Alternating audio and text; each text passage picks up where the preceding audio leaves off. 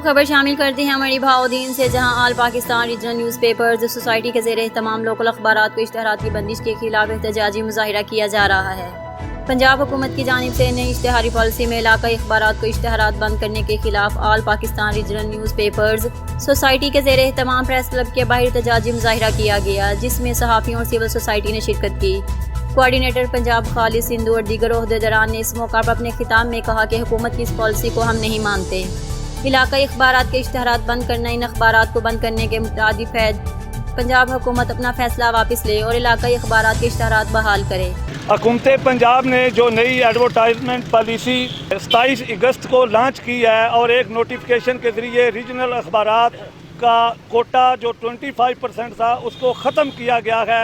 हुकूमत पंजाब अखबारात के माशी कत्ल के ज़रिए इनको बंद करना चाहती है। सैकड़ों लोग हर ज़िला में लोकल अखबारात के साथ मुंसलिक हैं। अगर ये पॉलिसी लागू होती है तो ये लोकल अखबारात बंद हो जाएंगे और इसमें हज़ारों लोगों का रोज़गार ख़त्म हो जाएगा, लोगों के चूल्हे ठंडे हो जाएंगे।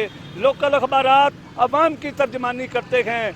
पंजाब हुकूमत अपनी नाकामियों को छुपाने के लिए हमारी आवाज़ को बुलंद करना ख़त्म करना चाहती है और इंशाअल्लाह इनकी ख्वाहिश कभी पूरी नहीं होगी। लोकल अखबारात जो कि एक मुसलमा हकीकत हैं, ये हुकूमत को मानना पड़ेगा और हमारे मुतालबात भी इन्हें तस्लीम करना पड़ेंगे।